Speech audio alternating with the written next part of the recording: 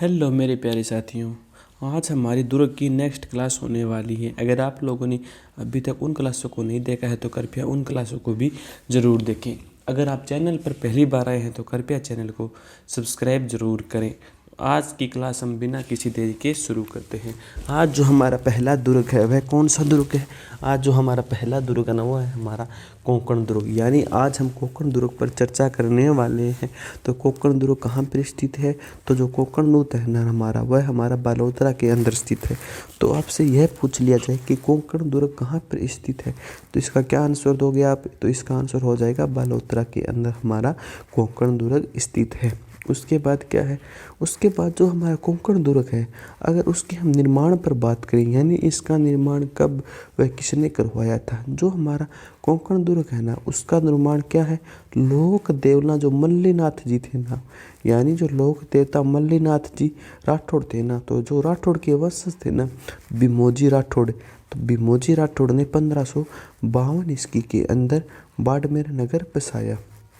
यानी जो क्या हो गया, जो इसका निर्माण है ना तो इसका निर्माण किसने किया था? तो इसका निर्माण किया था जो लोक देवता मल्लीनाथ जी राठौड़ थे ना, जो राठौड़ के जो वंशज थे भीमोजी राठौड़, उन्होंने 1552 ईस्वी में बाड़मेर नगर बसाया और कोंकण दुर्ग की स्थापना की। फिर क्या है? फिर है जोगमाया जगदम्बा नागणची माता मंदिर खुजेर बाखड़ी पहाड़ी पर है। यानी जो है यह कहाँ पर है? तो यह जोगमाया जगदम्बा और नागणची माता मंदिर है ना ये सुरेज पखाड़ी पर है। यानी जो क्या हो गया, एक तो जोगमाया हो गया, एक जगदम्बा हो गया और एक नागणची माता का मंदिर हो गया। तो यह कहाँ पर स्थित है? तो यह सुजेर बाखड़ी पहाड़ी पर स्थित है। तो ये कहाँ पर स्थित है? तो यह सुजेर बाखड़ी पहाड़ी पर स्थित है। तो क्या हो गया? तो जो जोगमाया हो गया और जगदम्बा हो गया और जो नागणी माता का मंदिर हो गया तो वह कहाँ स्थित है? तो वह हमारा बाखरी पहाड़ी पर स्थित है। उसके बाद हम आगे चर्चा करते हैं हमारे पीपलूद दुर्ग की। तो हमारा पीपलूद दुर्ग है वह हमारा कहाँ पर स्थित है? तो इसका भी हमें अच्छी तरह से पता होना चाहिए कि जो पीपलूद दुर्ग है ना वह हमारा बाड़मेर के अंदर स्थित है। तो आपसे यह पूछ लिया जाए जो पीपलूद दुर्ग है वह कहाँ पर स्थित है? जो हमारा पीपलूद दुर्ग है ना वह हमारा बाड़मेर के अंदर स्थित है।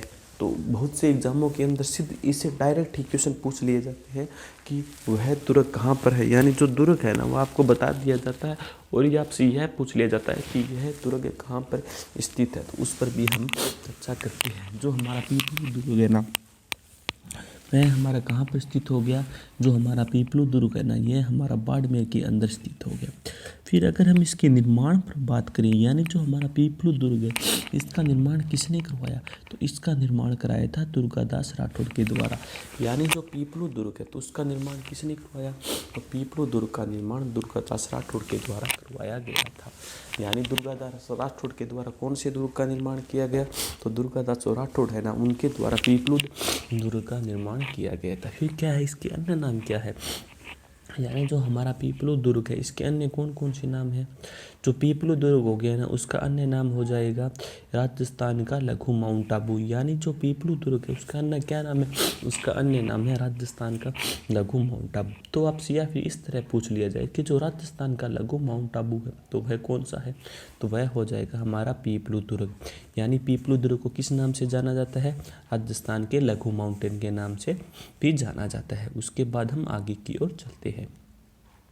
आगे हमारा कौन सा है? आगे हमारा है ना वह हमारा है जूना दुर्ग। आगे हमारा कौन सा दुर्ग है? आगे हमारा है जूना दुर्ग। तो जूना दुर्ग के बारे में क्या कुछ है उस पर भी हम चर्चा अभी हम कर लेते हैं। जो हमारा जूना दुर्ग है ना वह हमारा बाड़मेर के अंदर स्थित है। यानी जो हमारा जूना दुर्ग है तो वह हमारा जो जूना दुर्ग है वह कहाँ पर स्थित है? जूना दुर्ग हमारा बाड़मेर के अंदर स्थित है। फिर आपसे पूछ लिया जाए कि जो जूना दुर्ग है उसका निर्माण किसने करवाया था? यानी जो जूना दुर्ग है ना उसका निर्माण करवाया था बाहड़ बाघ ने। यानी जो जूना दुर्ग है उसका निर्माण किसने करवाया? तो जूना दुर्ग का निर्माण बाहड़ बाघ भट्ट के द्वारा 1002 ईस्वी में के अंदर करवाया गया था। तो जूना दुर्ग का निर्माण किसने करवाया? तो जूना दुर्ग का निर्माण पहाड़ बागभट्ट ने 1002 ईस्वी के अंदर करवाया था। फिर क्या हो जाएगा, फिर हो जाएगा कि पहाड़ के नाम पर बाड़मेर नाम पड़ा। यानी जो पहाड़ है बाड़मेर है, तो बाड़मेर का नाम किस कारण पड़ा, यानी जो पहाड़ के नाम पर ही इसी का नाम बाड़मेर पड़ा था। पहाड़ के नाम पर इसका नाम क्या पड़ा, इसका नाम था बाड़मेर। फिर क्या है, इसके अन्य नाम कौन कौन से है, यानी जो जूना दुर्ग है इसको अन्य किन किन नाम से भी जाना जाता है। जो जूना दुर्ग है ना, इसको अन्य एक तो हो गया बाड़मेरू हो गया, एक तो इसे बाड़मेरू नाम से जाना जाता है और इसे एक बाड़गिरी के नाम से भी जाना जाता है। यानी जो जूना दुर्ग हो गया ना, उसे ये तो बाड़मेरू और एक बाड़गिरी के नाम से भी जाना जाता है। तो यह भी आपको पता होना चाहिए।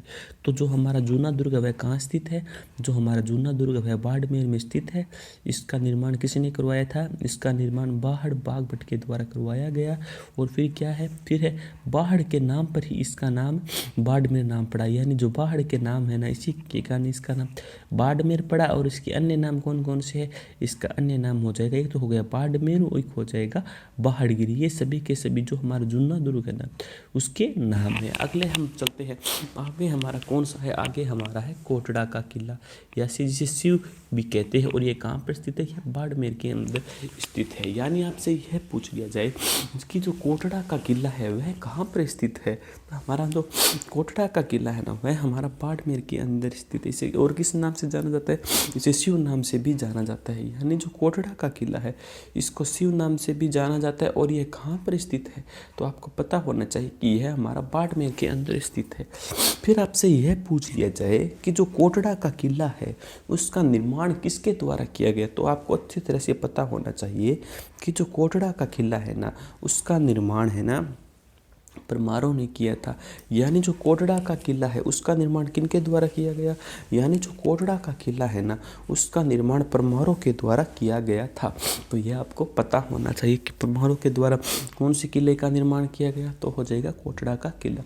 फिर क्या हो जाएगा, जो यह किला है यह कहाँ स्थित है, तो यह बाखरी पहाड़ी पर स्थित है। यानी जो कोटड़ा का किला है, आपसे पूछ लिया जाए कि जो कोटड़ा का किला है वह कहाँ स्थित है, तो आपको पता होना चाहिए जो कोटड़ा का किला है ना, वह बाखरी पहाड़ी पर स्थित है। यानी सीधा सीधा क्वेश्चन बन रही है आपके यहाँ कि जो कोटड़ा का किला है उसको अन्य किस नाम से जाना जाता है, तो उसको शिव नाम से भी जाना जाता है।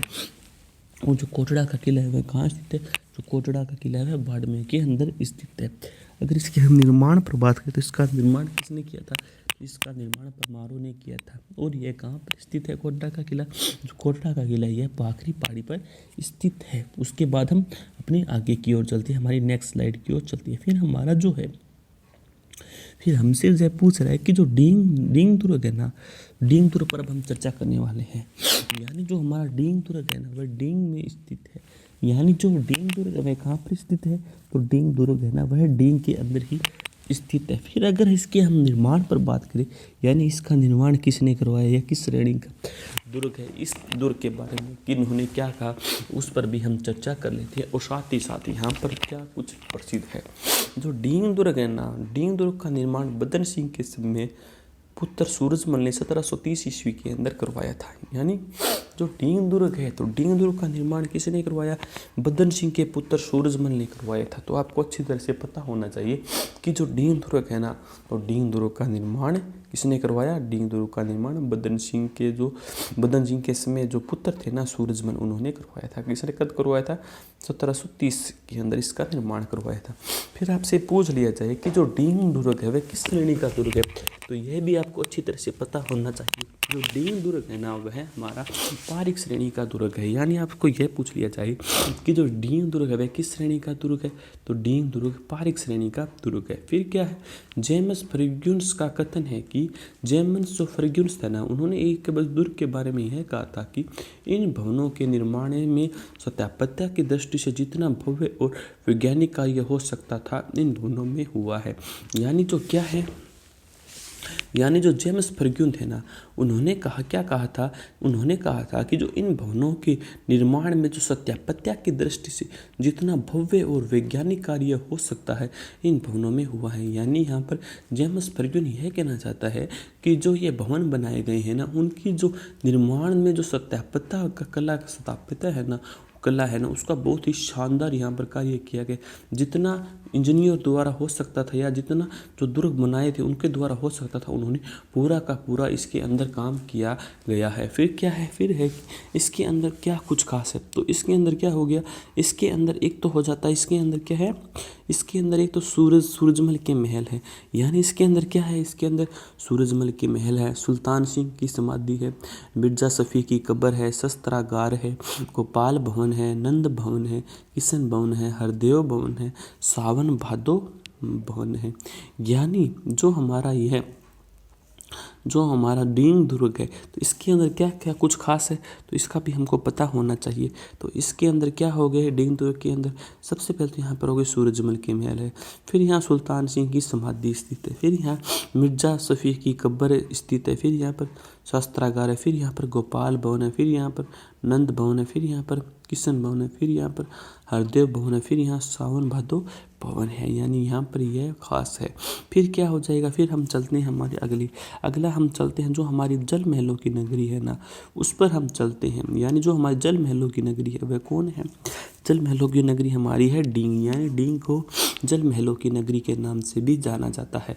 यानी जल महलों की नगरी क्या है, तो जल महलों की नगरी है डींग। आपसे एग्जाम के अंदर सीधा क्वेश्चन पूछ लिया जाए कि जल महलों की नगरी किसे कहते हैं, तो आपका क्या आंसर होगा, तो जल महलों की नगरी डींग को कहा जाता है। फिर आ जाता है जो इसका निर्माण है, इसका निर्माण किसके द्वारा किया गया, तो आपको यह भी पता होना चाहिए इसका निर्माण बदन सिंह के पुत्र सूरजमल द्वारा 1724 ईस्वी के अंदर हुआ था। जो जल महलों की नगरी है डींग, उसका निर्माण कब और किसके द्वारा हुआ था, तो यह भी हमको अच्छी तरह से और एकदम कंठस्थ याद होना चाहिए कि जो जल महलों की नगरी है ना डींग, उसका निर्माण बदन सिंह के पुत्र सूरजमल ने 1724 ईस्वी के अंदर किया था। उसके बाद हम आगे चलते हैं, तो आगे हमारा क्या हो गया, आगे हमारा हो गया कामा दुर्ग या फिर डींग।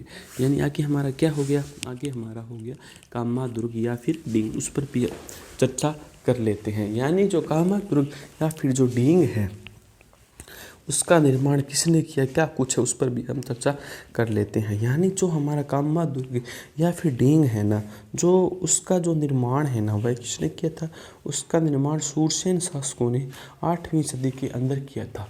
यानी जो कामा दुर्ग है, तो कामा दुर्ग का निर्माण किसने किया था, तो कामा दुर्ग का निर्माण सूरसेन शासकों ने 8वीं सदी के अंदर किया था।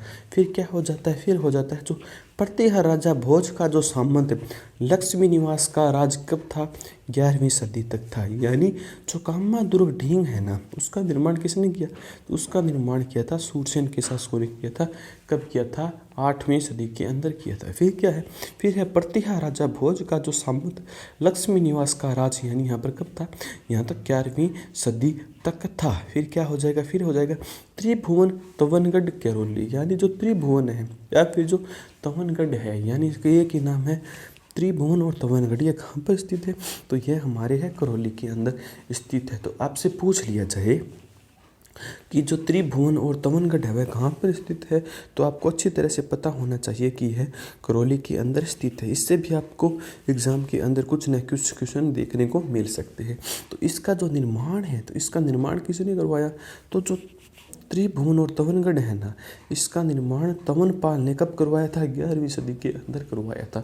यानी जो हमारा त्रिभुवन या फिर जो तवनगढ़ है ना, उसका निर्माण क्या है, उसका निर्माण करौली में, उसका निर्माण उसको है करौली के अंदर स्थित है, और जिसका निर्माण तवनपाल ने 11वीं सदी के अंदर करवाया था। तो यह हमें अच्छी तरह से पता होना चाहिए। फिर क्या हो जाएगा, फिर हमारा हो जाएगा त्रिभुवनगिरी पहाड़ी पर। यानी जो इसका निर्माण है वह कहाँ पर हुआ है, तो इसका जो निर्माण है ना वह त्रिभुवनगिरी पहाड़ी पर हुआ है।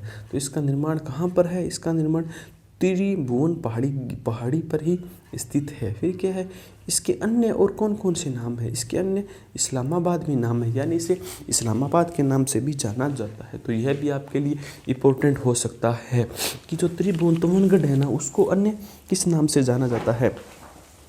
तो एग्ज़ाम के अंदर हमको यह पता नहीं होता है कि कौन सा क्वेश्चन कब बचे, तो एग्ज़ाम के अंदर हमें सभी के सभी क्वेश्चनों को अच्छी तरह से तैयार करना पड़ता है। तो त्रिभुवन और जो गढ़ है वह कहाँ पर है, जो तमनगढ़ है वह करौली के अंदर स्थित है, जिसका निर्माण किसने करवाया था, जिसका निर्माण तमनपाल ने 11वीं सदी के अंदर करवाया था। फिर क्या हो जाएगा, इसके अन्य नाम कौन से हैं, तो इसका अन्य नाम हो जाएगा इस्लामाबाद। अब हम थोड़ा सा ऊपर की ओर चलते हैं, यानी हम हमारी नेक्स्ट स्लाइड की ओर चलते हैं। हमारी नेक्स्ट स्लाइड हमसे क्या कह रही है, जो हमारी नेक्स्ट स्लाइड है वह हमसे जालोर दुर्ग के बारे में चर्चा कर रही है, तो उस पर भी हम चर्चा कर लेते हैं। जो हमारा जालोर दुर्ग है उसका क्या कुछ सीजन है, उस पर अब हमको पता होना चाहिए। जो हमारा जालोर दुर्ग है, तो जालोर दुर्ग का निर्माण किसने किया था, यह जो हमारा जालोर दुर्ग है उसका निर्माण किसने किया था, तो हमको पता होना चाहिए कि जो हमारा जालोर दुर्ग है ना, उसका निर्माण दशरथ शर्मा के अनुसार, यानी जो प्रसिद्ध है ना कवि दशरथ शर्मा, उन्होंने क्या कहा है, उन्होंने कहा है कि जो प्रतिहार राजा नागभट्ट प्रथम थे ना, यानी 730 से लेकर 760 तक इसका निर्माण हुआ है। तो दशरथ शर्मा के अनुसार तो क्या कह रहे हैं, दशरथ शर्मा कह रहे हैं कि जो इसका निर्माण है ना, जालोर दुर्ग का निर्माण, यह निर्माण प्रतिहार राजा नागभट्ट प्रथम के समय का है, 730 से लेकर 760 ईस्वी। फिर क्या है, फिर हो जाता है यहाँ पर हरिश्चंद्र ओझा, फिर है हीराचंद्र ओझा। हीराचंद्र ओझा का भी अपना अलग ही मत है। जो हीराचंद ओझा है ना, उन्होंने कहा है कि यह धारावर्ष परमार 10वीं सदी में बना हुआ है। यानी जो हीराचंद्र ओझा वो क्या कहते हैं, हीराचंद्र ओझा कहते हैं कि जो यह दुर्ग है ना, यह धारावर्ष परमार 10वीं सदी के अंदर बना हुआ है। फिर अगर हम इसकी श्रेणी पर बात करें, यानी जो यह हमारा दुर्ग है, यानी जो हमारा जालोर का दुर्ग है, यह किस श्रेणी का दुर्ग है, तो इसका भी हमको अच्छी तरह भली भांति पता होना चाहिए।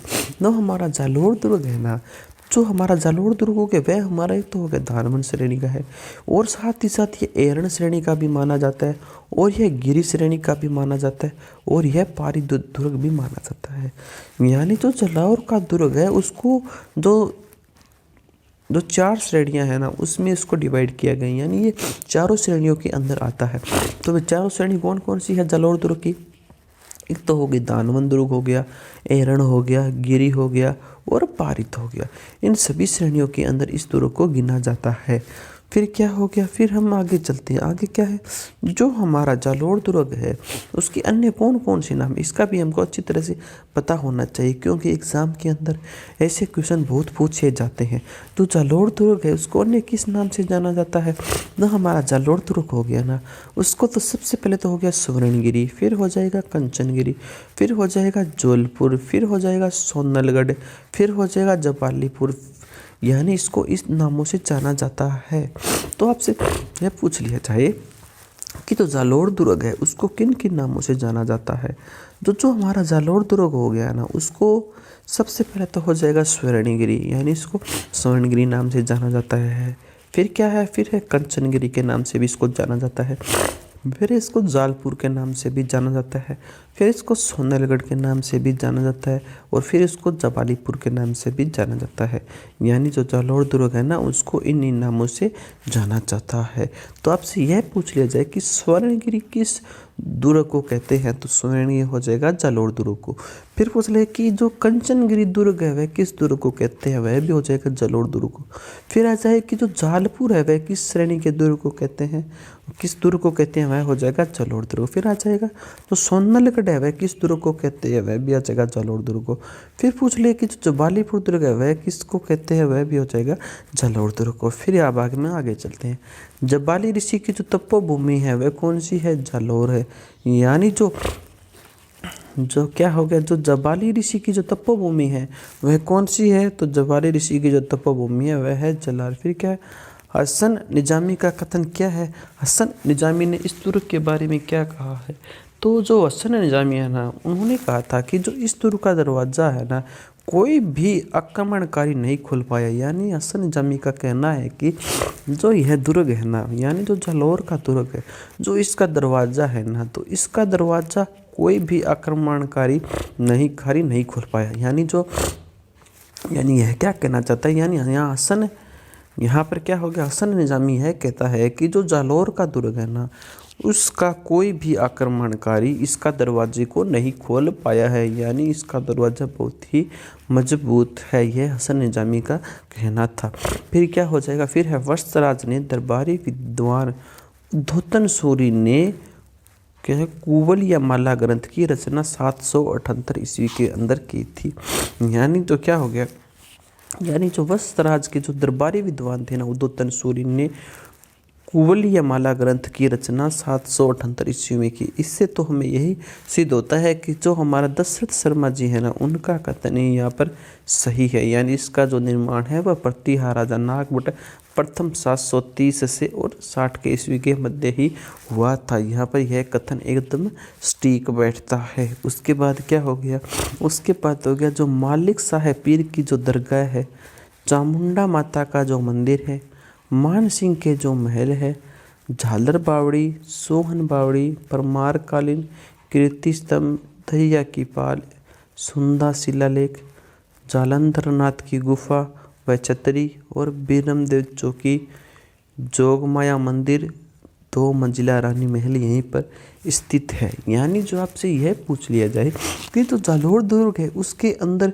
क्या क्या स्थित है, तो उसका भी हमको अच्छी तरह से पता होना चाहिए। जो जालौर का दुर्ग है ना, उसके अंदर सबसे पहले तो हो जाएगा मालिक साहब पीर की दरगाह है, वह कहाँ स्थित है, तो वह जालौर के अंदर स्थित है। फिर क्या हो जाएगा, फिर हो जाएगा जो चामुंडा माता का मंदिर है, वह कहाँ स्थित है, तो चामुंडा माता का मंदिर भी जालौर के अंदर स्थित है। फिर क्या हो जाएगा, फिर हो जाएगा जो मान सिंह के महल है, तो मान सिंह के महल कहाँ स्थित है, तो मान सिंह के महल भी क्या हो गया, मान सिंह के महल भी जालौर दुर्ग के अंदर स्थित है। फिर है तो झालर बावड़ी है, वह कहाँ स्थित है, तो झालर बावड़ी भी हमारी जालौर दुर्ग के अंदर स्थित है। फिर जो हमारी सोहन बावड़ी है, तो सोहन बावड़ी भी हमारी जालौर के अंदर स्थित है। फिर जो हमारी परमार कालीन है ना, वह भी हमारे जालौर दुर्ग के अंदर स्थित है। फिर जो कीर्ति स्तंभ है ना, वह भी जालौर दुर्ग के अंदर स्थित है। फिर है जो दहिया की पाल है ना, वह भी जो भी जालौर दुर्ग के अंदर स्थित है। फिर है जो सुंडा शिलालेख है ना, वह भी जालौर दुर्ग के अंदर स्थित है।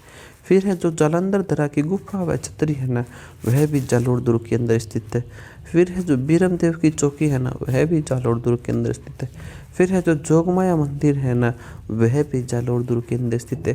फिर 2 मंजिला रानी का जो महल है ना, वह भी जालौर दुर्ग के अंदर स्थित है। उसके बाद हम अपने नेक्स्ट दुर्ग की ओर चलते हैं। जो हमारा नेक्स्ट दुर्ग कौन सा हो गया, नेक्स्ट दुर्ग हमारा हो गया भद्राजन दुर्ग, जो कि कहाँ स्थित है, जो कि जालौर के अंदर स्थित है। तो आपको यह पता होना चाहिए कि जो भद्राजन दुर्ग है वह कहाँ पर स्थित है, वह हो जाएगा जालौर के अंदर। तो आपसे एग्जामिनर इस प्रकार से क्वेश्चन पूछ ले कि जो भद्राजन दुर्ग है वह कहाँ पर स्थित है, और इस प्रकार से आपको ऑप्शन दे दे, तो आप इनमें क्या करके आओगे, तो हमको इनके अंदर यह करना होगा कि जो भद्राजन दुर्ग है ना, वह जालौर दुर्ग है। यानी आपको यहीं पर एक ऑप्शन मिल जाएगा जालौर दुर्ग का, तो क्या हो जाएगा, तो हो जाएगा वह जालौर दुर्ग हो जाएगा। उसके बाद हम आगे चलते हैं। आगे हमारा है कि जो जोबनेर दुर्ग या फिर जो जोबनेर दुर्ग है वह कहाँ पर है, यानी जो हमारा जोबनेर दुर्ग है ना, जो भद्राजन दुर्ग है उसको तो जालौर हो गया, और इस पर थोड़ी सी चर्चा हमने अभी नहीं की, उस पर चर्चा कर लेते हैं। जो भद्राजन दुर्ग है वह जालौर के अंदर स्थित है, और जो यहाँ जो चंद्रसेन है ना, तो चंद्रसेन ने यहाँ शरण ली थी, तो चंद्रसेन ने कहाँ पर शरण ली थी, भद्राजन दुर्ग के अंदर शरण ली थी। और जो यह भद्राजन दुर्ग यह कहाँ है, तो यह दुर्ग हमारा जालौर दुर्ग की है, यानी यह जालौर दुर्ग है। फिर क्या है, चंद्रसेन ने यहाँ शरण ली थी, यानी जो भद्राजन दुर्ग है ना, उसको जालौर दुर्ग के नाम से भी जाना जाता है। फिर आगे क्या है, आगे है जोधपुर शासक। जोधपुर के जो शासक थे ना सूरज सिंह, तो सूरज सिंह ने यहाँ 1596 ईस्वी में यह दुर्ग मुकुंद दास राठौड़ को जहांगीर में दिया था। यानी जो जोधपुर शासक थे ना, जोधपुर के शासक थे सूर सिंह, तो जोधपुर के शासक उसमें कौन थे, सूर सिंह थे। कब थे, 1596 ईस्वी के अंदर। तो 1596 में जो यह दुर्ग है ना, उन्होंने यह मुकुंदर दास राठौड़ को जहांगीर में दिया था। यानी जो जोधपुर के शासक सूर सिंह थे ना, उन्होंने 1596 ईस्वी को जो यह दुर्ग है ना, यह मुकुंद दास राठौड़ को जहांगीर में दे दिया था।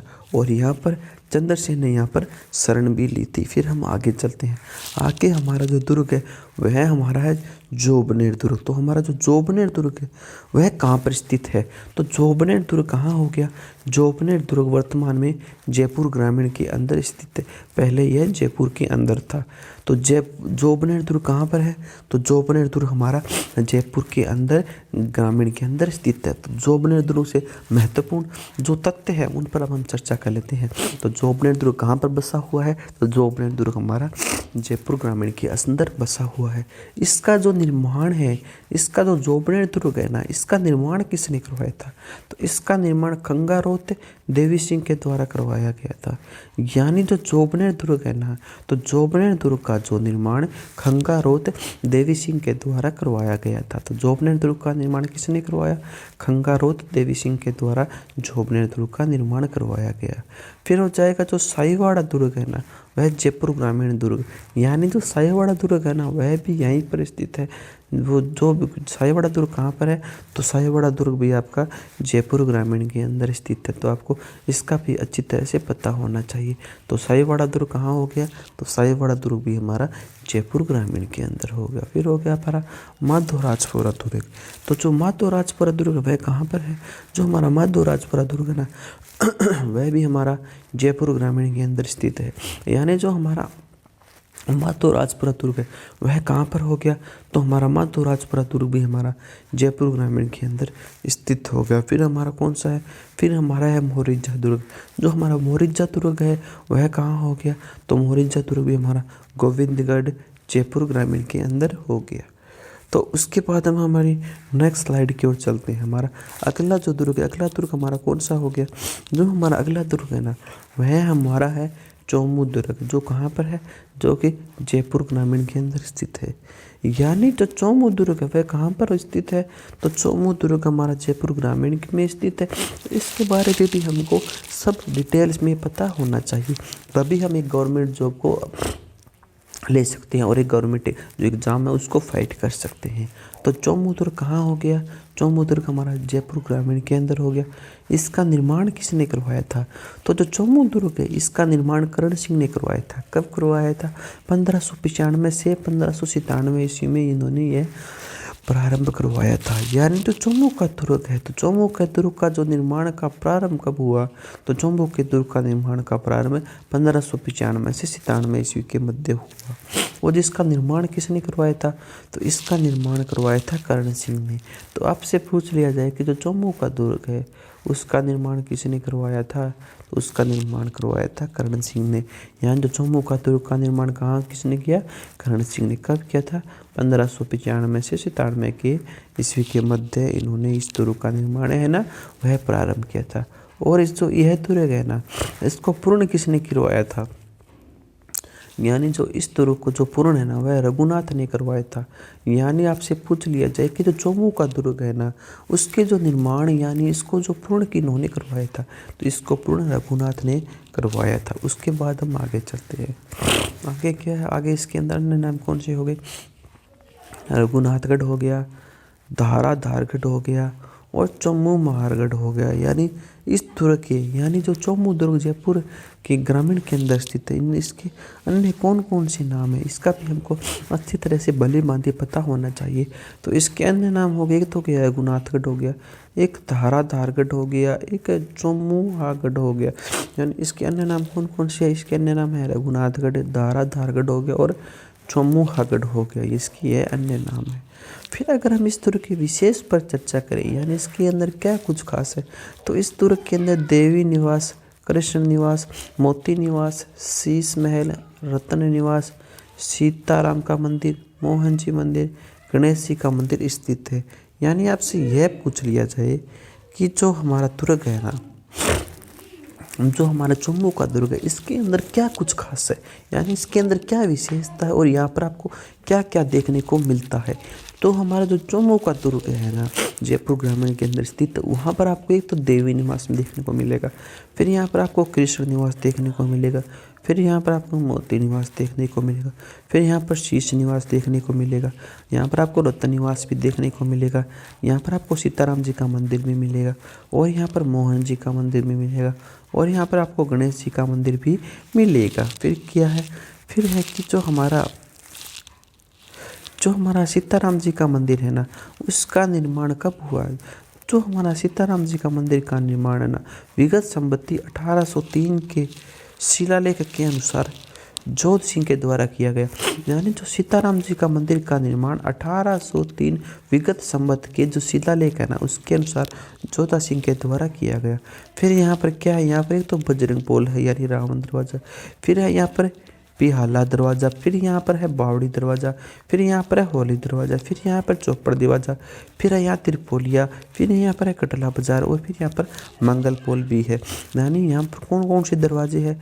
बजरंग पोल हो गया, पिहाला दरवाज़ा हो गया, बावड़ी दरवाज़ा हो गया, होली दरवाज़ा हो गया, चौपड़ हो गया, त्रिपोलिया हो गया, कटला बाजार हो गया, और यहाँ पर फिर क्या है, मंगल पोल हो गया। तो अब हम चर्चा करते हैं हमारे जयगढ़ दुर्ग पर। जो हमारा जयगढ़ दुर्ग है उसके अंदर क्या कुछ है, उस पर अब हम चर्चा कर लेते हैं। जो हमारा जयगढ़ दुर्ग है ना, तो सबसे पहले तुमको यह पता होना चाहिए कि जयगढ़ दुर्ग का निर्माण किसने किया था। जयगढ़ दुर्ग का निर्माण किसने किया था? तो जयगढ़ दुर्ग का निर्माण किया था कोकिल देव ने किया था। और कब किया था? 1036 से लेकर 39 ईस्वी तक किया गया था। यानी जो जयगढ़ दुर्ग है उसका निर्माण किसके द्वारा किया गया? उसका निर्माण किया गया कोकिल देव के द्वारा। फिर क्या है, फिर है मान सिंह प्रथम, यानी 1559 से लेकर 1614 ईस्वी तक इन्होंने शासन यहाँ पर किया था। फिर हो गया मिर्जा राजा जयसिंह, इन्होंने यहाँ पर 1621 से लेकर 1667 ईस्वी तक शासन किया था। फिर क्या है, स्वाई जयसिंह, तो स्वाई जयसिंह ने यहाँ 1700 लेकर 1740 ईस्वी में इन्होंने तक शासन किया था। यानी ये क्या हो गया, यह हो गया कि इन्होंने यहाँ पर शासन किया था। फिर हम आगे की ओर चलते हैं नेक्स्ट टॉपिक की ओर। आगे हमारे से ये क्या पूछ रहा है उसका भी हमको पता होना चाहिए। जो गोपी शर्मा के अनुसार जयसिंह ने, यानी गोपी शर्मा के अनुसार जो इसका निर्माण है ना, तो गोपी शर्मा के अनुसार इसका निर्माण वास्तविक रूप से जयसिंह ने किया था। और जो भी इतने राजा रहते हैं ना, उन्होंने भी इसका कुछ न कुछ निर्माण करवाया है। उसके बाद क्या हो गया, उसके बाद हो गया जो राजस्थान का सबसे बड़ा टांका है ना, यानी जो राजस्थान का सबसे बड़ा टांका यानी जिसको कुंड कहते हैं, जिसकी लंबाई 155 फीट है, और जिसकी कितनी लंबाई है, जिसकी लंबाई है 155 फीट और चौड़ाई उसकी है 138 फीट और गहराई उसकी है 40 फीट। यानी जो राजस्थान का सबसे बड़ा टांका है ना, वह यहीं पर ही स्थित है। तो उसकी जो लंबाई चौड़ाई ऊंचाई वह क्या है, जिसकी लंबाई तो है 155 फीट है। यानी जिसकी जो लंबाई है ना, तो लंबाई उसकी 155 फीट है। अगर उसकी चौड़ाई पर बात करें तो उसकी चौड़ाई 138 फीट है। अगर उसकी गहराई की बात की जाए तो उसकी गहराई कितनी है, तो उसकी गहराई है 40 फीट है। अब हम आगे चलते हैं। आगे क्या है इसके अंदर, आगे है टांका। तो टांका किसे कहते हैं? जो जल संग्रहण करने की जो विधि होती है ना, उसे टांका कहते हैं। तो टांका क्या हो गया, तो जल संग्रहण करने की जो विधि होगी उसको क्या कहा जाता है? जल संग्रहण करने की विधि को टांका कहा जाता है। उसके बाद हम आगे चलते हैं। आगे क्या है, आगे यहाँ पर जो संग्रहालय है उसका भी हमको पता होना चाहिए। यहाँ की जो संग्रहालय है ना जयगढ़ दुर्ग का, तो वहाँ पर एक से एक तोप रखी हुई है। तो उन तोपों के बारे में हम थोड़ी सी चर्चा कर लेते हैं कि यहाँ पर कौन कौन सी तोपें रखी हुई हैं। अगर यहाँ पर तोपों की बात करें तो सबसे पहले जो तोप है वह है रणचंडी, फिर है भैरवी, फिर है माधुरी, फिर है धूमबाग, फिर है नागिन और फिर है बिजली। अगर इनके संग्रहालय के अंदर इनकी तोपों की बात करें कि इनके अंदर कौन कौन सी तोपें रखी गई है, तो उसके अंदर कौन कौन सी तोपें होगी, उसके अंदर सबसे पहले तो हो गई हमारी रणचंडी, फिर हो गई हमारी भैरवी, फिर हमारी हो गई माधुरी, फिर होगी हमारी धूमबाग, फिर हमारी हो गई नागिन और फिर हमारी हो गई बिजली। ये सभी के सभी जो ये संग्रहालय है ना, इसके अंदर ये तोप रखी हुई है। तो इसके अंदर कौन कौन सी तोप हो गई, इसके अंदर जो हमारी इम्पोर्टेंट तोप है वह कौन कौन सी होगी, इसके अंदर जो हमारी इम्पोर्टेंट तोप है वह होगी रणचंडी, भैरवी, माधुरी, धूमबाण, नागिन और बिजली। ये सभी के सभी हमारी महत्वपूर्ण तोपें हो जाती हैं। उसके बाद क्या है कि जो उसके बाद यह है कि जो एशिया की जो सबसे बड़ी तोप यानी जो जय बाण तोप है ना, या फिर जो रणबंका तोप है वह 1720 ईस्वी में बनाई गई थी। यानी जो एशिया की सबसे बड़ी तोप कौन सी है, जय बाण तोप है, वह रणबंका तोप वह कब बनाई गई थी, तो वह 1720 ईस्वी के अंदर बनाई गई थी। तो आपसे यह पूछ लिया जाए कि एशिया की सबसे बड़ी तोप कब बनाई गई, 1720 ईस्वी के अंदर बनाई गई थी। उसके बाद क्या है यहाँ पर विशेष, यहाँ पर है सुभल निवास, यानी यहाँ पर दीवाने आम है जिसको सुभट निवास के नाम से जाना जाता है। फिर अगला है खिलवत निवास, यानी यहाँ पर दीवाने खास है। फिर यहाँ पर लक्ष्मी निवास है। फिर यहाँ पर ललित मंदिर है। फिर यहाँ विलास मंदिर है। फिर यहाँ सूर्य मंदिर है। और फिर यहाँ पर आराम मंदिर है। यानी कि जो हमारा संग्रहालय है उसके अंदर क्या क्या है, तो संग्रहालय के अंदर क्या हो गया, तो संग्रहालय के अंदर सबसे पहला तो हो गया सुभट निवास यानी दीवाने, फिर हो गया खिलवत निवास यानी दीवाने खास, फिर हो जाएगा लक्ष्मी निवास हो जाएगा, फिर होगा ललित मंदिर हो गया, फिर हो गया विलास मंदिर हो गया, फिर सूर्य मंदिर हो गया और फिर आराम मंदिर हो गया। ये सभी के सभी यहाँ पर विशेष है। अगर हम जो जयगढ़ दुर्ग है, अगर हम उसके प्रवेश मार्ग पर बात करें कि इसके अंदर कौन कौन से प्रवेश मार्ग हैं, तो इसके अंदर जो प्रवेश मार्ग है, जो सबसे पहला प्रवेश मार्ग है ना, वह है डूंगरपुर। यानी जो जयगढ़ दुर्ग का जो पहला प्रवेश द्वार है वह कौन सा है, तो जयगढ़ दुर्ग का जो पहला प्रवेश द्वार है ना वह है डूंगरपुर। उसके बाद जो दूसरा प्रवेश द्वार है वह कौन सा है, तो दूसरा प्रवेश द्वार है वह है अवनीपुर। और जो तीसरा प्रवेश द्वार है वह कौन सा है, जो हमारा तीसरा प्रवेश द्वार है वह है भैरवपुर। यानी क्या हो गया, यहाँ पर जो 3 प्रवेश द्वार है, तो सबसे पहला प्रवेश द्वार कौन सा है, सबसे पहला प्रवेश द्वार है डूंगरपुर, फिर है इसका अवनीपुर और फिर है भैरवपुर। यानी यहाँ पर आपको 3 प्रवेश द्वार देखने को मिल जाते हैं। तो उसके बाद क्या हो गया, उसके बाद जो आमेर का किला है वह कहाँ पर स्थित है, जो आमेर का किला है वह जयपुर के अंदर स्थित है। तो आमेर का किला कहाँ हो गया, तो आमेर का किला जयपुर के अंदर स्थित हो गया। तो इसका निर्माण किसने किया था आमेर के किले का, तो आमेर के किले का निर्माण किया था मीणाओं ने। तो आपसे पूछ लिया जाए कि जो आमेर का किला है उसका निर्माण किसने किया था, तो आमेर के किले का निर्माण मीणाओं के द्वारा किया गया था। फिर क्या हो जाएगा, फिर 1150 ईस्वी में दुर्ग का निर्माण धोलाराय ने किया था। यानी जो यह दुर्ग है ना, इसी दुर्ग का जो पुनः निर्माण है ना वह 1150 ईस्वी के अंदर दुर्ग का जो निर्माण है ना वह धोलाराय ने किया था। फिर इसका जो पुनः निर्माण है ना वह कोकिल देव और भारमल ने किया था। यानी जो इसका पुनः निर्माण वह किसने किया था, वह कोकिल देव और भारमल ने किया था। और जो इसको आधुनिक रूप है ना वह किसने दिया था, तो इसको आधुनिक रूप मानसिंह प्रथम के द्वारा 1592 ईस्वी के अंदर दिया गया। यानी जो आमेर का किला है, तो आमेर के किले का जो आधुनिक रूप है वो किसने दिया, तो आमेर के किले का जो आधुनिक रूप है ना वह मानसिंह प्रथम ने 1592 ईस्वी के अंदर दिया था। और इसका निर्माण किसने किया था, इसका निर्माण मीणाओं के द्वारा किया गया था। अब हम इस दुर्ग पर थोड़ी सी और चर्चा हासिल कर लेते हैं। यानी जो यह दुर्ग है इसको अन्य किन नामों से जाना जाता है, तो अन्य इसको किस नाम से जाना जाता है, इसके अंदर अंबर दुर्ग हो गया, क्या हो गया, अंबर दुर्ग हो गया, अम्मावती हो गया और अंबिकापुर हो गया। तो इसके अन्य कौन कौन से नाम हैं, तो इसके अन्य नाम हो गए अंबर दुर्ग हो गया, अम्बावती हो गया और अंबिकापुर हो गया। फिर क्या है, फिर है इसके अंदर मोमिनाबाद। तो मोमिनाबाद क्या हो गया, यानी बहादुर शाह ने 1707 ईस्वी में इसका नाम बदला था। यानी जो मोमिनाबाद है ना, तो बहादुर शाह ने 1707 ईस्वी के अंदर इसका नाम बदल दिया था, यानी मोमिनाबाद। तो उसका नाम मोमिनाबाद बहादुर शाह ने 1707 ईस्वी में बदला था। फिर क्या है, विश्व हैपर का कथन, यानी जो विश्व हैपर था ना उन्होंने ये कथन दिया कि मैंने क्रेमलिन से जो कुछ देखा और अलभ्रमणा के बारे में जो सुना है वह इससे बढ़कर भी इस दुर्ग के महल में है। यानी विश्व हैपर ने कहा था कि जो मैंने इस दुर्ग के बारे में सुना था ना उससे ज़्यादा भी इस दुर्ग के अंदर है। उसके बाद हम आगे चलते हैं, आगे क्या है, आगे अगर इसके हम विशेष पर बात करें, यानी इसमें विशेष क्या है, तो इसका भी हमको नॉलेज होना चाहिए कि इसके अंदर क्या कुछ विशेष है। तो यहाँ पर सबसे पहले तो है जलेब चौक, यानी इस यहाँ पर क्या है, जलेब चौक पूछ लिया आपसे कहाँ पर है, तो वह हो जाएगा आमेर का किला। जलेब चौक कहाँ हो गया, तो वह भी हमको पता होना चाहिए कि जो आमेर का किला है वहाँ पर जलेब चौक है। फिर यहाँ पर सिंह पोल है, फिर यहाँ पर गणेश पोल है, फिर यहाँ पर दीवाने आम भी है, दीवाने खास भी है, दिल खुश भी है, महल भी है, बालाबाई की साल भी है, मावठा तालाब भी है, रामबाण दादाराम बाग भी है, चार बाग भी है, सुख मंदिर भी है, सुहाग मंदिर भी है, शीतला माता मंदिर भी है, जनानी ड्योढ़ी है, मीना बाजार भी है, केसर क्यारी भी है, भूल भुलैया है, अंबिकाकेश्वर महादेव मंदिर भी है, मानसिंह महल भी है और राज तिलक की चौकी है। ये सभी के सभी हम पर आपको देखने को मिलने वाले हैं। तो एक बार आज जो हमने पढ़ा है उसको पुनः रिवाइज कर लेते हैं ताकि हमारा यह अच्छी तरह से टॉपिक क्लियर हो जाए। तो सबसे पहले जो दुर्ग आता है कौन सा दुर्ग आ जाता है? तो सबसे पहले हमारा दुर्ग आ गया कोंकण दुर्ग, जो कि कहाँ स्थित है?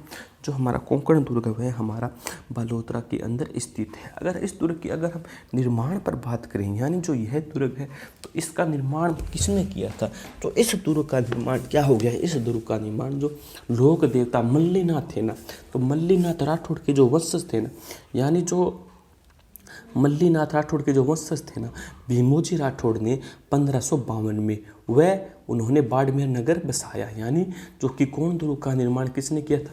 लोक देवता मल्लीनाथ राठौड़ के वंशज और भीमोजी राठौड़ ने, जो कि 1552 ईस्वी में बाड़मेर नगर बसाया था। फिर क्या हो गया? जोगमाया जगदम्बा या फिर नागणेची माता मंदिर सुजेर बाकड़ी पहाड़ी पर स्थित है। यानी जोगमाया हो गया, जगदम्बा हो गया और नागणी माता का मंदिर हो गया, वह सुजेर बाकड़ी पहाड़ी पर स्थित है। उसके बाद क्या है? उसके बाद है हमारा पीपलूद दुर्ग। तो पीपलूद दुर्ग के अंदर क्या कुछ खास है उसका भी हमको अच्छी तरह से पता होना चाहिए। जो हमारा पीपलू दुर्ग है वह कहाँ पर स्थित है? जो हमारा पीपलू दुर्ग है वह हमारा हो जाता है बाड़मेर के अंदर स्थित है। यानी जो हमारा पीपलू दुर्ग है वह कहाँ है? तो हमारा पीपलू दुर्ग है बाड़मेर के अंदर, जिसका निर्माण किसने करवाया था?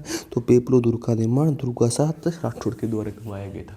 तो आपसे पूछ ले कि जो पीपलू दुर्ग है उसका निर्माण किसने करवाया? तो पीपलू दुर्ग का निर्माण दुर्गादास राठौड़ के द्वारा करवाया गया था।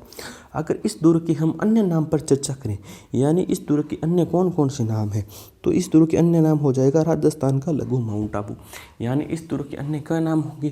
तो इस दुर्ग के अन्य नाम होंगे राजस्थान का लघु माउंट आबू। फिर हम आगे चलते हैं जूना दुर्ग पर। जूना दुर्ग कहाँ स्थित है? तो जूना दुर्ग हमारा बाड़मेर के अंदर स्थित है। तो आपसे यह पूछ लिया जाए कि जूना दुर्ग कहाँ स्थित है? तो जूना दुर्ग हो जाएगा बाड़मेर के अंदर स्थित है, जिसका निर्माण किसने करवाया? यानी जो जूना दुर्ग है उसका निर्माण बाहड़ बाघ भट्ट ने 1002 ईस्वी में करवाया था। यानी जो जूना दुर्ग है तो जूना दुर्ग का जो निर्माण क्या है? तो जूना दुर्ग का निर्माण बाहड़ बाघ भट्ट ने करवाया था। कब करवाया था? 1002 ईस्वी के अंदर करवाया था। फिर क्या होगा? बाहड़ के नाम पर बाड़मेर नाम पड़ा। यानी जो बाहड़ है, बाहड़ के नाम पर ही क्या नाम पड़ा? तो बाहड़ के नाम पर ही बाड़मेर नाम पड़ा था। इसके अन्य कौन कौन से नाम हैं? इसके अन्य नाम हो जाएगा, एक तो हो जाएगा बाड़मेरू और हो जाएगा बाहड़गिरी। यानी जो यह दुर्ग है हमारा, इसके अन्य कौन कौन से नाम हैं? तो इसके अन्य नाम हो जाएगा हमारा, एक तो बाड़मेरू हो जाएगा और एक हमारा हो जाएगा बाहड़गिरी। फिर हम आगे चलते हैं। आगे हमारा है कोटड़ा किला। कोटड़ा किला को किस नाम से जाना जाता है? कोटड़ा किला को शिव के नाम से भी जाना जाता है, जो कि बाड़मेर के अंदर स्थित है। तो हमारा कोटड़ा किला है, तो कोटड़ा किला कहाँ स्थित है? कोटड़ा किला बाड़मेर के अंदर स्थित है। इसको किस नाम से जाना जाता है? इसको शिव नाम से भी जाना जाता है। अगर इस किले की अगर हम निर्माण पर बात करें तो इसका निर्माण परमारों ने किया था। यानी जो कोटड़ा किला है तो कोटड़ा किले का निर्माण किसने किया था? तो कोटड़ा किले का निर्माण परमारों ने किया था। और कहाँ पर किया था? बाकड़ी पहाड़ी पर किया था। यानी जो कोटड़ा किला है उसका निर्माण किन्होंने किया था? उसका निर्माण परमारों ने किया था।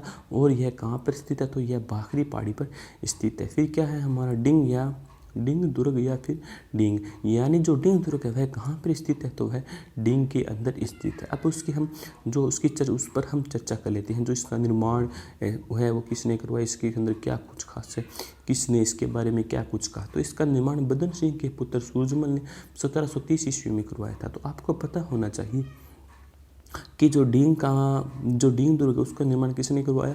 उसका निर्माण बदन सिंह के जो पुत्र थे ना उन्होंने करवाया था। उनके पुत्र का क्या नाम था? उनके पुत्र का नाम था सूरजमल। और कब करवाया था? 1730 ईस्वी के अंदर करवाया था। अगर इस दुर्ग की श्रेणी पर बात की जाए तो यह दुर्ग किस श्रेणी का दुर्ग है? तो यह दुर्ग हमारा पारिक श्रेणी का दुर्ग है। यानी जो यह दुर्ग है, यह दुर्ग किस श्रेणी का दुर्ग है? यह पारिक श्रेणी का दुर्ग है। फिर क्या है? जेम्स फर्ग्यूस का यहाँ पर क्या कथन है? जेम्स फर्ग्यूस का कथन है कि इन भवनों के निर्माण में स्थापत्य की दृष्टि से जितना भव्य और वैज्ञानिक कार्य हो सकता है इन भवनों में हुआ है। यानी जेम्स फर्ग्यूस का कथन है कि जो ये भवन है ना, इन भवनों में जो निर्माण में जो स्थापत्य की दृष्टि से जितना भव्य और जो वैज्ञानिक कार्य हो सकता था इन भवनों में हुआ है। फिर क्या हो जाएगा, फिर हो जाएगा सूरजमल के महल। सूरजमहल के महल, सुल्तान सिंह की समाधि, मिर्जा सफ़ी की कब्र, शास्त्रागार, गोपाल भवन, नंद भवन, किशन भवन, हरदेव भवन, सावन भादो भवन यहाँ पर स्थित है। तो यहाँ पर क्या क्या है, सूरजमहल के महल हो गए, सुल्तान सिंह की समाधि हो गई, मिर्जा सफ़ी की कब्र हो गई, शस्त्रागार हो गई, गोपाल भवन हो गया, नंद भवन हो गया, किशन भवन हो गया, हरदेव भवन हो गया और सावन भादो महल हो गया। फिर है यहाँ पर जो जल महलों की नगरी है वह कौन सी है, तो जल महलों की नगरी है डींग। तो जल महलों की नगरी क्या होगी, तो जल महलों की नगरी होगी डींग, जो क्या है कुम्हेर डींग के अंदर स्थित है। तो जल महलों की नगरी कहाँ स्थित है, तो जल महलों की नगरी कुम्हेर डींग के अंदर स्थित है। उसका निर्माण पर बात करें तो उसका निर्माण क्या हो गया, बदन सिंह के पुत्र सूरजमल 1724 ईस्वी के अंदर। अगर है इसके जो जल महलों की नगरी है वह डींग है, उसका निर्माण किसने करवाया था, उसका निर्माण बदन सिंह के जो पुत्र थे ना सूरजमल, उन्होंने 1724 ईस्वी के अंदर इसका निर्माण करवाया था। फिर आगे हमारा क्या आ गया, आगे हमारा आ गया कामा दुर्ग या फिर डींग। यानी जो कामा दुर्ग है वह कहाँ है, तो कामा दुर्ग भी डींग के अंदर स्थित है। उसका भी हमको अच्छी तरह से नॉलेज होना चाहिए। तो कामा दुर्ग क्या है, कामा दुर्ग डींग के अंदर स्थित है, जिसका निर्माण सूरसेन शासकों ने 8वीं सदी के अंदर करवाया था। यानी जो कामा दुर्ग है, कामा दुर्ग का निर्माण कब हुआ, तो कामा दुर्ग का निर्माण हुआ था 8वीं सदी के अंदर हुआ था। किसके द्वारा करवाया गया था, सूरसेन के शासकों के द्वारा करवाया गया था। फिर क्या हो गया, प्रतिहा राजा भोज का जो सामंत लक्ष्मी निवास का राज, यानी 11वीं सदी के अंदर। फिर क्या हो जाएगा, फिर हमारा त्रिभुवन यानी तवनगढ़ जो कि करौली के अंदर स्थित है। तो आपसे यह पूछ लिया जाए कि जो त्रिभुवन या फिर तवनगढ़ वह कहाँ स्थित है, तो त्रिभुवन और तवनगढ़ करौली के अंदर स्थित है। अगर हम इसके निर्माण पर बात करें, जो इसका निर्माण किसने करवाया था, तो इसका निर्माण करवाया था तवनपाल ने। कब करवाया था, 11वीं सदी के अंदर करवाया था। यानी जो त्रिभुवन या जो तवनगढ़ करौली के अंदर स्थित है उसका निर्माण किसने करवाया था, उसका निर्माण करवाया था तवनपाल ने। और कब करवाया था, 11वीं सदी के अंदर इसका निर्माण करवाया था। फिर क्या होगा, त्रिभुवनगिरी पहाड़ी पर, यानी जो त्रिभुवन है मंदिर है, यानी त्रिभुवन जो दुर्ग है वह वहाँ पर स्थित है, तो है त्रिभुवन पहाड़ी पर स्थित है। और इसका अन्य नाम क्या है, इसका अन्य नाम है इस्लामाबाद। यानी जो त्रिभुवन या तवनगढ़ दुर्ग है इसका अन्य नाम क्या है, इसका अन्य नाम है इस्लामाबाद। फिर हम चलते हैं हमारे नेक्स्ट जालोर दुर्ग की ओर। तो हमारा जो जालोर दुर्ग है उसका निर्माण दशरथ शर्मा के अनुसार, तो क्या दशरथ शर्मा जी क्या कहते हैं, दशरथ शर्मा कहते हैं कि का जो निर्माण है ना वह प्रतिहाद राजा नागभट्ट प्रथम ने 730 से लेकर 760 ईस्वी के मध्य किया था। यानी जालोर दुर्ग है उसके बारे में दशरथ शर्मा जी तो यह कहते हैं जो इस दुर्ग का जो निर्माण है ना वह प्रतिहार राजा नागभट्ट ने 730 से लेकर 760 ईस्वी तक किया था। फिर क्या है, हरीशचंद्र ओझा। हरीशचंद्र ओझा ने क्या कहा, इन्होंने धारावर्ष परमार, हरीशचंद्र ओझा क्या हो गया, धारावर्ष परमार, यानी 10वीं सदी के अंदर इसका निर्माण किया गया था। फिर क्या है इसकी श्रेणी है धानवन, एरण, गिरी और पारी दुर्ग। इसकी श्रेणी कौन सी है, इसकी श्रेणी हो जाएगी, इसकी श्रेणी धानवन श्रेणी हो जाएगी, एरण श्रेणी हो जाएगी, गिरी श्रेणी हो जाएगी और पारिद दुर्ग हो जाएगी। इसके अन्य कौन कौन से नाम है, इसके अन्य नाम है स्वर्णगिरी हो गया, कंचनगिरी हो गया, जालपुर हो गया, सोनलगढ़ हो गया और जबलापुर हो गया। तो इसके अन्य कौन कौन से नाम है, इसके अन्य नाम स्वर्णगिरी हो गया, कंचनगिरी हो गया, जालपुर हो गया, सोनलगढ़ हो गया और जबालीपुर हो गया। फिर क्या है, जब्बाली ऋषियों की तपोभूमि कौन सी है, तो जब्बाली ऋषि की जो तपोभूमि है वह है जालोर। तो जालोर क्या है, जालोर जब्बाली ऋषि की तपोभूमि है जालोर। फिर क्या है, हसन निजामी का कथन है कि हसन निजामी ने यह कहा था कि जो इस दुर्ग का दरवाज़ा है ना वह आज तक कोई भी आक्रमणकारी नहीं तोड़ पाया। यानी जो जालोर दुर्ग का जो दरवाज़ा है ना वह आज तक के इतिहास में कोई भी आक्रमणकारी इस दुर्ग का दरवाज़ा को नहीं खोल पाया, नहीं तोड़ पाया। फिर क्या है, वत्सराज के दरबारी विद्वान उद्योतन सूरी ने कुवल केलमाला ग्रंथ की रचना 778 ईस्वी में की थी। यानी जो वत्सराज है ना, जो वत्सराज के जो दरबारी विद्वान उद्योतन है ना, उद्योतन सूरी ने जो कुवलयामाला ग्रंथ की रचना 778 ईस्वी के अंदर की थी। फिर क्या है, फिर है मल्लिक शाह यानी जो पीर की दरगाह है, चामुंडा माता मंदिर और मान सिंह के महल और झालर बावड़ी, सोहन बावड़ी, परमारकालीन कीर्ति स्तंभ, दहिया की पाल, सुंडा शिलालेख, जालंधर नाथ की गुफा व छतरी, बीरमदेव की चौकी, जोगमाया मंदिर और 2 मंजिला रानी का महल यहीं पर स्थित है। तो आपसे पूछ लिया जाए कि जालोर दुर्ग के अंदर क्या क्या स्थित है, तो जालोर दुर्ग के अंदर एक तो सबसे पहले हो जाएगा मल्लिक शाह की दरगाह है, फिर चामुंडा माता का मंदिर है, फिर मान सिंह के महल है, फिर झालर बावड़ी है, फिर सोहन बावड़ी है, फिर परमारकालीन है, कीर्ति स्तंभ भी है, दहिया की पाल भी है, सुंडा शिलालेख भी है और जालंधर नाथ की गुफा की छतरी है, बीरमदेव की चौकी है, जोगमाया मंदिर है और 2 मंजिला रानी का महल है।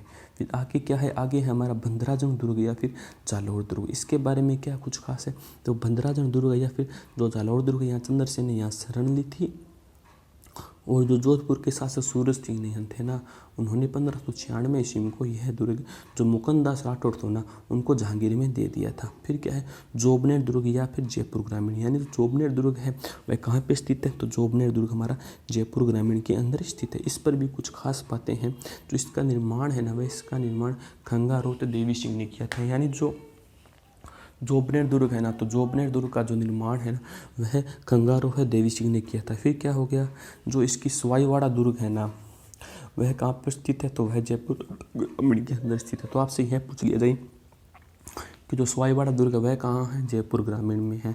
फिर है जो मातो राजपुरा का दुर्ग वह कहाँ है, वह भी जयपुर ग्रामीण के अंदर है। यानी जो मातो राजपुरा का दुर्ग है वह कहाँ है, वह भी जयपुर ग्रामीण के अंदर है। फिर है कि मोरिजा दुर्ग कहाँ है, गोविंदगढ़ जयपुर ग्रामीण के अंदर ही स्थित है।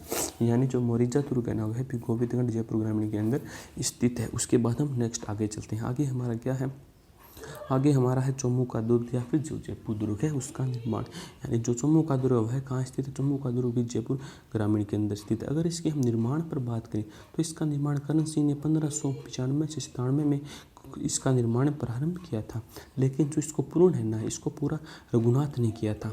अगर इस दुर्ग के अन्य नामों पर चर्चा करें, यानी इस दुर्ग के अन्य कौन कौन से नाम हैं, तो इसके अन्य नाम एक तो हो जाता है रघुनाथगढ़, धारागढ़ और एक चौमुहागढ़। यानी आपसे यह पूछ लिया जाए कि जो चौमू का दुर्ग है उसके अन्य कौन कौन से नाम हैं, तो आपको पता होना चाहिए। तो इसके अन्य नाम है तो रघुनाथगढ़ हो जाता है, एक इसका नाम धारागढ़ हो जाता है और इसका नाम एक हो जाता है चौमुहागढ़। अगर हम इसके विशेष पर बात करें तो इसमें क्या कुछ खास है, तो इसके अंदर देवी निवास, श्री कृष्ण निवास, मोती निवास, शीश महल, रतन निवास, सीता जी का मंदिर, मोहन जी मंदिर और गणेश जी के मंदिर इसके अंदर स्थित है।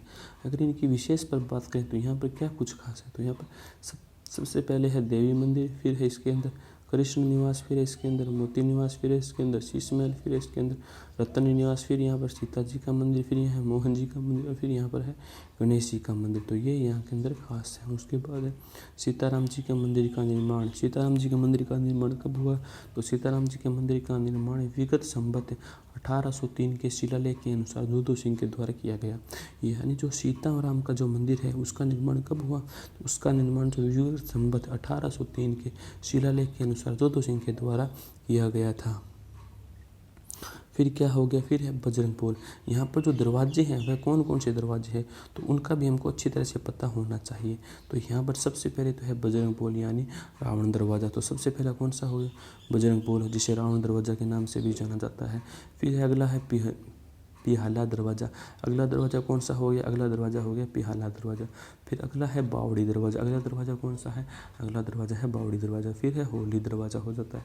फिर हो जाता है इसके अंदर चौपड़ हो जाता है। फिर यहाँ पर त्रिपोलिया हो जाता है। फिर यहाँ पर कटला बाजार हो जाता है और फिर यहाँ पर कौन सा है, फिर यहाँ पर है मंगलपुर। ये यहाँ पर दरवाजे हैं। फिर हम आगे चलते हैं, आगे हम नेक्स्ट की ओर चलते हैं। तो नेक्स्ट हमारा कौन सा है, तो नेक्स्ट हमारा हो जाता है जयगढ़ दुर्ग। तो जयगढ़ दुर्ग के बारे में हमें अच्छी तरह से पता होना चाहिए कि जयगढ़ दुर्ग क्या कुछ है। तो जयगढ़ दुर्ग का निर्माण किसने करवाया था, तो जयगढ़ दुर्ग के निर्माण कोकिल देव ने करवाया था। कब करवाया था, 1036 से लेकर 1039 ईस्वी तक करवाया था। तो जयगढ़ दुर्ग का निर्माण किसने करवाया, कोकिल देव ने 1036 से 1039 ईस्वी के। तो यहाँ पर मान सिंह आए, मिर्जा राजा जय सिंह आए और सवाई जय सिंह आए। इन्होंने भी इसके अंदर कुछ न कुछ काम जरूर करवाया था। फिर है गोपीनाथ शर्मा के अनुसार जय सिंह ने इसके अंदर काम करवाया था। जय सिंह ने फिर क्या होगा, इसका अन्य नाम क्या है, इसका अन्य नाम एक तो है रहस्यमय दुर्ग है। और यहाँ राजस्थान की सबसे बड़ा टांका मिलता है। टांका क्या है, जल संग्रहण करने की विधि, यानी एक प्रकार का कुंड होता है। यहाँ पर जो सबसे बड़ा टांका है जिसकी लंबाई कितनी है 155 फीट है, जिसकी चौड़ाई 138 फीट और गहराई 40 फीट है। उसके बाद हम आगे की ओर चलते हैं। जो हमारा जयगढ़ दुर्ग है उसके अंदर जो संग्रहालय है, तो संग्रहालय के अंदर क्या क्या है, तो संग्रहालय के अंदर सबसे पहले तोपें हैं। एक तो इसके अंदर रणचंडी तोप है, इसके अंदर भैरवी तोप है, इसके अंदर मातुरी तोप है, इसके अंदर दूलबा दो, इसके अंदर नागिन तोप है, इसके अंदर बिजली तोप है। ये सभी के सभी इसके अंदर आपको तोपें देखने को मिल जाएगी। और जो एशिया की सबसे बड़ी तोप है ना, जयबाण तोप या फिर रणबंका तोप, उसका निर्माण 1720 ईस्वी के अंदर हुआ था। यानी आपसे यह पूछ लिया जाए कि एशिया की जो सबसे बड़ी तोप है वह कौन सी है, वह एशिया की जो सबसे बड़ी तोप है ना वह जयबाण तोप है या फिर रणबंका तोप है, जो कि 1720 ईस्वी के अंदर बनाई गई थी। फिर यहाँ पर विशेष क्या है, विशेष यहाँ पर हो जाता है सुब्बल निवास है, यानी यहाँ पर दीवाने आम है, खिलवत निवास है, यानी यहाँ पर दीवाने खास है, फिर यहाँ पर लक्ष्मी निवास है, फिर यहाँ पर ललित मंदिर है, फिर यहाँ विलास मंदिर है, फिर यहाँ पर सूर्य मंदिर है और फिर यहाँ पर आराम मंदिर स्थित है। अब हम इनके प्रवेश द्वार पर बात करते हैं। यानी जो हमारा दुर्ग है ना, जयगढ़ दुर्ग, यहाँ पर कौन कौन से आपको प्रवेश द्वार देखने को मिलते हैं। तो सबसे पहले तो आपको यहाँ मिलता है डूंगरपोल, फिर यहाँ पर आपको देखने को मिलता है अवनीपोल और फिर यहाँ पर देखने को मिलता है आपको भैरवपोल। यानी जो यहाँ पर प्रवेश द्वार वे कौन कौन से हैं, डूंगरपुल हो गए, अवनीपोल हो गए और भैरवपोल हो गए। उसके बाद हमारा कौन सा है, उसके बाद है हमारा आमेर का किला।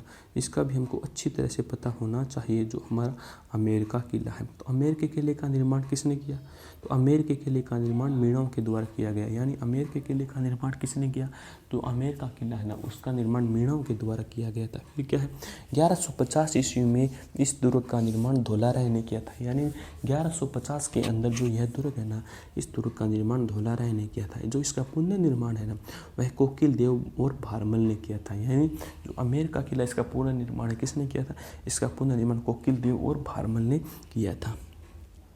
फिर जो यह दुर्ग है ना इसको आधुनिक रूप किसने दिया, तो इसको आधुनिक रूप मान सिंह प्रथम ने 1592 ईस्वी के अंदर इसको आधुनिक रूप दिया था। यानी जो आमेर का किला है ना इसको आधुनिक रूप किसने दिया, तो इसका आधुनिक रूप मान सिंह ने दिया था। यानी इसको आधुनिक रूप मान सिंह ने दिया। फिर अगर हम इस दुर्ग के अन्य नाम पर बात करें, इसके अन्य कौन कौन से नाम है, इसके अन्य तो है अंबर दुर्ग हो गया, एक हो गया अम्बावती यानी अंबिकापुरम दुर्ग नाम हो गया। फिर अगला है इसका मोमिनाबाद। तो मोमिनाबाद क्या हो गया, बहादुर शाह ने 1707 ईस्वी में इसका नाम बदला दिया था। यानी जो बहादुर शाह है थे ना, तो बहादुर शाह ने 1707 ईस्वी के अंदर इसका नाम बदलकर मोमिनाबाद कर दिया था। फिर क्या है, जो विश्व हैपर का कथन है, विश्व हैपर क्या कहते हैं, विश्व हैपर कहते हैं कि मैंने क्रेमलिन में जो कुछ देखा और जो अल बर्मा के बारे में जो सुना है ना उसके बढ़कर भी इस दुर्ग के महल हैं। यानी यहाँ विश्व हैपर का कथन क्या है, तो विश्व हैपर यहाँ कहते हैं कि मैंने जो क्रेमलिन में जो कुछ देखा और जो अल बर्मा के बारे में जो सुना उससे बढ़कर भी इस दुर्ग के महल है। फिर क्या है यहाँ पर विशेष, तो हमको इन विशेष पर भी पता होना चाहिए कि इसके अंदर क्या कुछ है।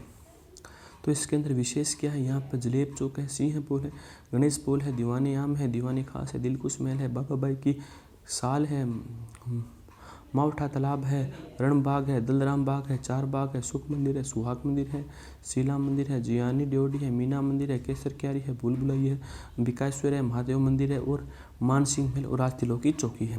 तो इस प्रकार आज की हमारी क्लास यहीं समाप्त होती है। जय हिंद, जय भारत।